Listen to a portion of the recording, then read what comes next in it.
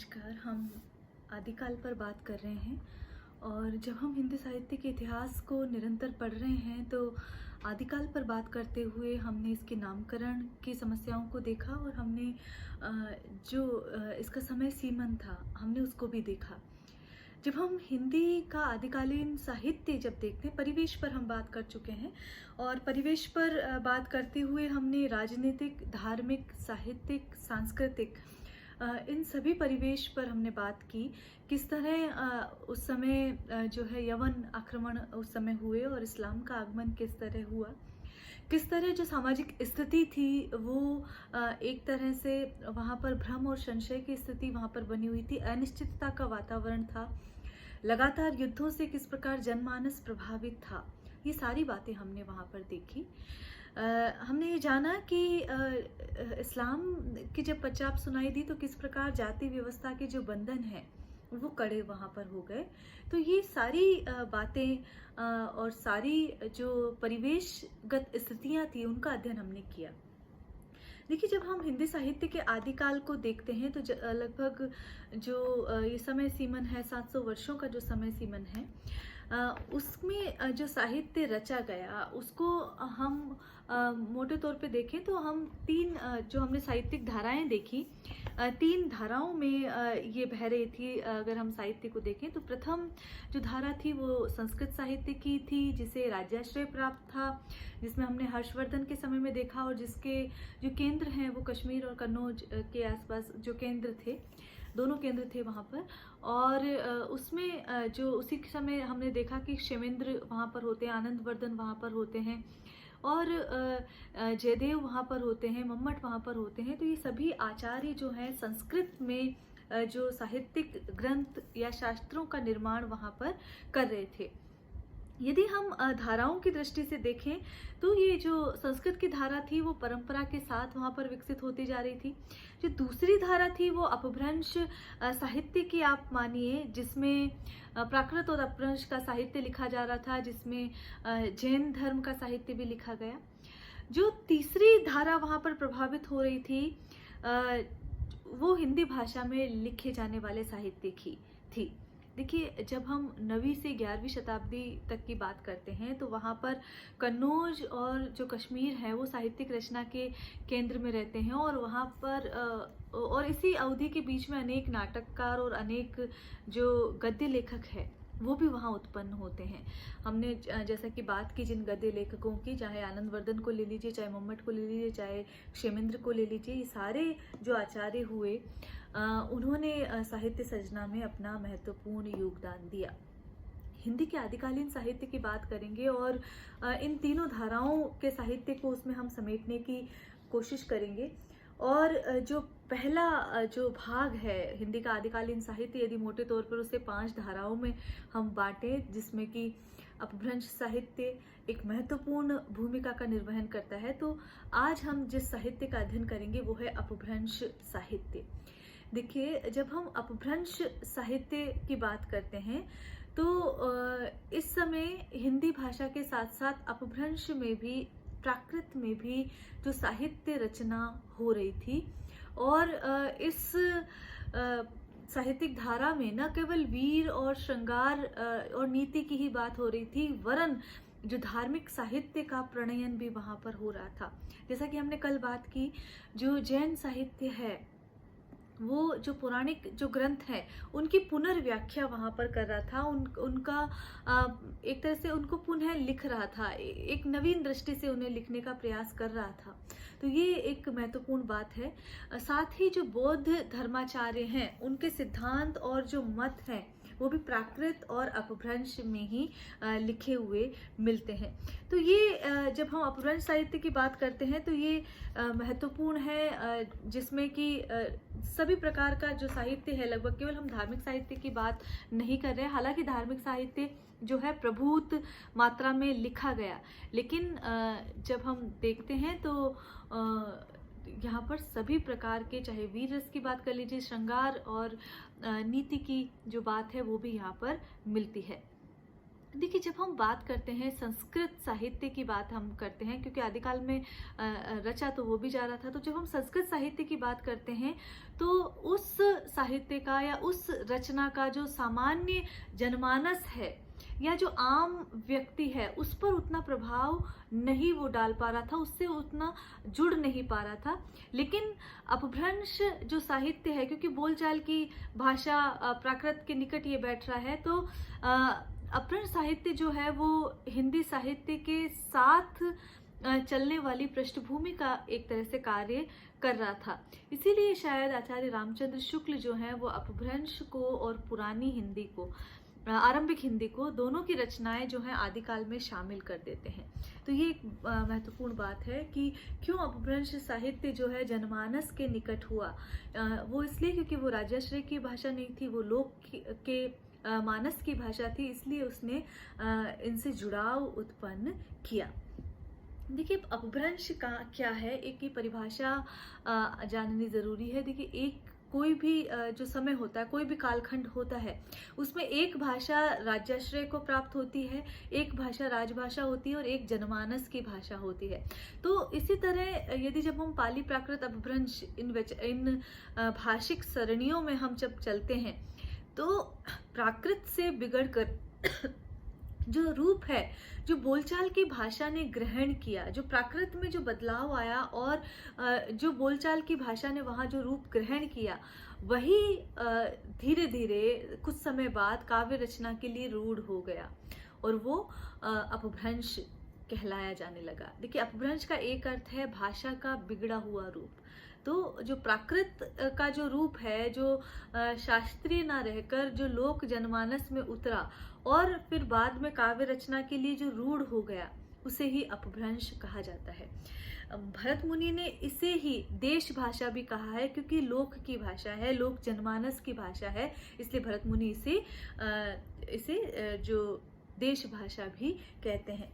देखिए, जब हम अब जो अपभ्रंश साहित्य के यदि रचनाकारों की बात करें तो बहुत सारे रचनाकार हैं, जिसमें कि आप देख सकते हैं स्वयंभू, पुष्पदंत, धनपाल जिनकी भविष्यत कहा जो रचना है, इसी तरह घाहिल, कनकामार, अब्दुल रहमान, जिंदत, सुरी, जोइंदू, राम सिंह को देख सकते हैं, देवसेन, इसी तरह सिद्ध कवि जो हैं लुई पा जो हैं, किलपात, दीपंकर, श्री ज्ञान, ये जो कवि हैं ये अपभ्रंश साहित्य के महत्वपूर्ण कवि माने जाते हैं। कुछ साहित्यकारों का, कुछ लेखकों का, कुछ रचनाकारों का हम यहाँ उल्लेख करेंगे। देखिए, पहली बात जो है स्वयंभू कवि की आती है, जो कि 783 ईस्वी के आसपास जिनका समय माना जाता है। तो यदि हम इतिहास ग्रंथों को देखें तो उनका जन्म और जीवन से जुड़ी जो घटनाएं हैं उनका कोई ब्यौरा वहाँ पर लिखित रूप में नहीं मिलता है। लेकिन यदि हम शोधों के हिसाब से देखें तो ये कर्नाटक के निवासी माने जाते हैं और अपभ्रंश भाषा के प्रथम जैन कवि माने जाते हैं। इस दृष्टि से इनका अध्ययन और उल्लेखनीय जान पड़ता है। यदि हम इनके ग्रंथ देखें तो 3 ग्रंथ वहाँ पर मिलते हैं, पौमचर्यु, रिठनेमी चर्यु और स्वयंभू छांदस, ये 3 ग्रंथ हैं। और ये अपभ्रंश साहित्य के वाल्मीकि माने जाते हैं। जो रामायण जो ग्रंथ की रचना वाल्मीकि करते हैं, वैसे ही जो जैन रामायण है वो पौमचर्यु ये लिखते हैं, इसीलिए इन्हें अपभ्रंश साहित्य का वाल्मीकि माना जाता है। ये प्रश्न पूछा जा सकता है कि अपभ्रंश साहित्य का वाल्मीकि किसे माना जाता है, तो अपभ्रंश साहित्य के वाल्मीकि स्वयंभू माने जाते हैं, ये आपको याद रखना है। कुछ जो आलोचक हैं, कुछ लेखक हैं, इन्हें अपभ्रंश साहित्य का कालिदास भी कहते हैं। तो ये संज्ञाएं हैं जिनसे संबंधित प्रश्न अक्सर पूछ लिए जाते हैं। इनकी 3 रचनाएं जो प्रमुख हैं, यद्यपि और रचनाएं भी हैं लेकिन उनका कोई प्रामाणिक उस पर तथ्य नहीं मिलता, इसलिए 3 मुख्य रचनाएं हैं, पौमचर्यु, रिठनेमी चर्यु और स्वयंभू छांदस, ये रचनाएं हैं। देखिए, जब हम स्वयंभू की बात हम जब कर रहे हैं तो जो पौमचर्यु जो ग्रंथ है वो अपूर्ण है, ये भी आपको ध्यान रखना है कि ये अपूर्ण ग्रंथ है और इसमें जो जैसा कि रामायण से संबंधित है तो राम के चरित्र का विस्तार से वर्णन इस ग्रंथ में मिलता है। और यदि हम देखें तो जैसे कि जो कथा के अंत में राम को निर्वाण की प्राप्ति होती है, तो एक तरह से जैन रामायण है। और जब मुनिंद्र उपदेश देते हैं तो राम जो है दूर से सुनकर वो मोक्ष प्राप्त कर लेते हैं, ये इसकी घटना में दिया गया है। तो अब ये देखिए, जो मूल जो रामायण है, वाल्मीकि की रामायण है, उसमें और इसमें बहुत अंतर है। यद्यपि जो राम कथा के जो सत्य हैं, जो बातें हैं, जो तथ्यपरक बातें हैं, उनसे उन्होंने पलायन नहीं किया है, लेकिन जो दर्शन का जो भाव है वो इस कृति में अधिक दिखाई देता है। इस दृष्टि से ये अलग है। तो एक तरह से रामायण का पुनर्पाठ है ये कृति पौंचर्यु की, यदि हम बात करें। स्वयंभू की हमने बात की। अपभ्रंश के ही जो दूसरे मुख्य कवि हैं वो है कवि पुष्पदंत, और ये 10वीं शताब्दी के श्रेष्ठ कवियों की श्रेणी में आते हैं, और इन्हें अभिमान मेरु भी कहा जाता है। इनके जो ग्रंथ यदि हम देखें तो महापुराण, नयकुमार चरियु और जसहर चरियु, ये इनके 3 प्रमुख ग्रंथ हैं, ये आपको ध्यान देना चाहिए। और ये जो रचनाएं इन्होंने लिखी है, चाहे महापुराण की बात करें, नयकुमार चरियु की बात करें या जसहर चरियु की बात करें, इन्होंने धार्मिक जो उद्देश्यों से ही ये रचना की है। देखिए, जिन भक्ति का जो प्रभाव है वो इनके समूचे ग्रंथों पर और इनके जो धार्मिक जो विचार हैं उस पर स्पष्ट दिखाई देता है।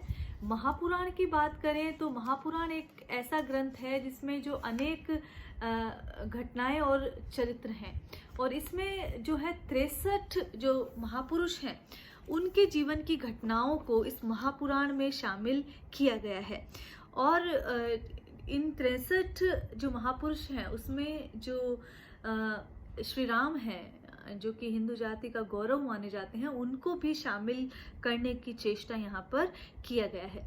देखिए, यद्यपि धार्मिक ग्रंथ है, लेकिन काव्यत्व की दृष्टि से ये कहीं भी कम नहीं ठहरता है, ये श्रेष्ठ ग्रंथ की सूची में आता है। तो इस प्रकार यदि हम देखें तो वहाँ पर जो उपदेशात्मकता है, लेकिन वहाँ प्राकृतिक सरस सौंदर्य भी इस ग्रंथ में दिखाई देता है। तो ये कहा जा सकता है कि जो पुष्पदंत है वो जो साहित्यिक रचना है वो विशुद्ध धार्मिक उद्देश्यों से करते हैं। और जैसा कि हम देखें महापुराण में, यहाँ पर उदाहरण लीजिए, महापुराण के प्रथम अध्याय में वे लिखते हैं कि भैरव राजा की स्तुति में काव्य बनाने से जिस मिथ्या ने जन्म लिया था उसे दूर करने के लिए ही मैंने महापुराण की रचना की है। तो विशुद्ध धार्मिक उद्देश्य वहां पर नजर आता है। तो राजस्तुति से दूर रहकर ये धार्मिक दृष्टि से जो साहित्य रचना कर रहे थे, तो ये प्रवृत्ति भी अपभ्रंश से हिंदी में देखी जाती है। यदि स्वयंभू और पुष्पदंत के बाद यदि हम किसी और कवि का नाम लें तो वो धनपाल हैं। ये भी 10वीं शताब्दी में भविष्यत कथा नामक ग्रंथ की रचना करते हैं, और जिसमें जो मनुष्य हृदय के जो मार्मिक भाव हैं उनकी अभिव्यक्ति यहाँ हुई है, और श्रुत पंचमी रास भी इसे कहा जाता है। ये ग्रंथ भी जो है धर्म भावना के आलोक में वहाँ पर लिखा गया है, लेकिन यहाँ पर लोक जनमानस की जो मनःस्थितियाँ हैं विभिन्न, वो भी स्पष्ट परिलक्षित होती है।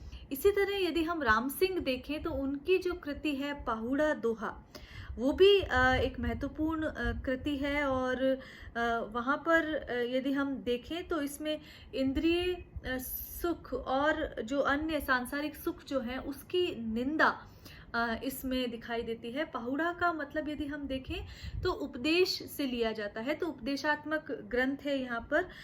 तो हम ये देख सकते हैं कि जो परंपरा एक तरह से कहिए कि जो हिंदू से जो प्रारंभ होती है, स्वयंभू से जो प्रारंभ होती है, वही पाहुड़ा दोहा के रूप में वहाँ पर मिलती है, जो कि हिंदी के आदिकाल से रीतिकाल तक निरंतर चलती हुई दिखाई देती है।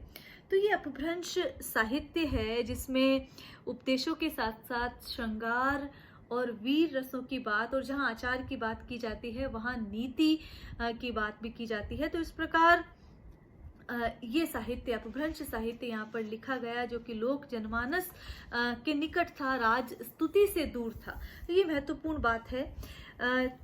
हमने देखा था कि संस्कृत साहित्य को प्रश्रय मिल रहा था, अपभ्रंश साहित्य जो है धार्मिक साहित्य के रूप में अधिक लिखा गया है, लेकिन वहाँ पर जो है आचार विचार को भी महत्ता वहाँ प्रदान की जा रही थी, इसलिए इस दृष्टि से भी ये महत्वपूर्ण है।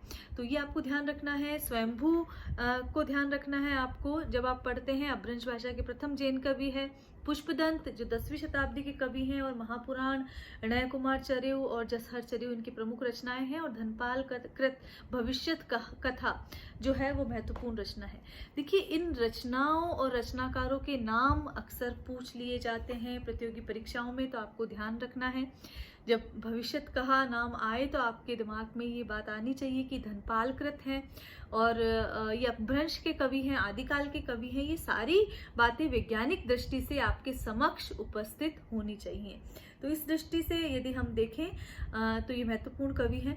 12वीं शताब्दी में ही जिन जैन कवियों का जिक्र किया जाता है उसमें जिनदत्त सूरी का उपदेश रसायन भी महत्वपूर्ण ग्रंथ है। उपदेश रसायन जैसा कि नाम से ही विदित है, यहाँ पर भी उपदेशात्मकता देखी जा रही है।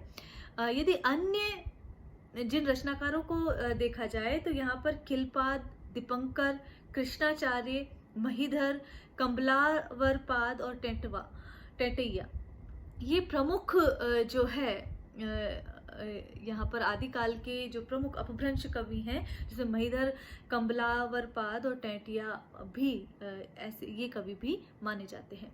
कुल मिलाकर बात यह है कि जो अपभ्रंश साहित्य है वो जनमानस के निकट पहुंचने का प्रयास कर रहा था। जनता की अभिव्यक्ति थी, लोक की अभिव्यक्ति थी, और जो हृदय वहाँ पर एक भय और अनिश्चितता से गुजर रहा था, उसको सांत्वना प्रदान करने की चाहना में ये काव्य रचा गया था।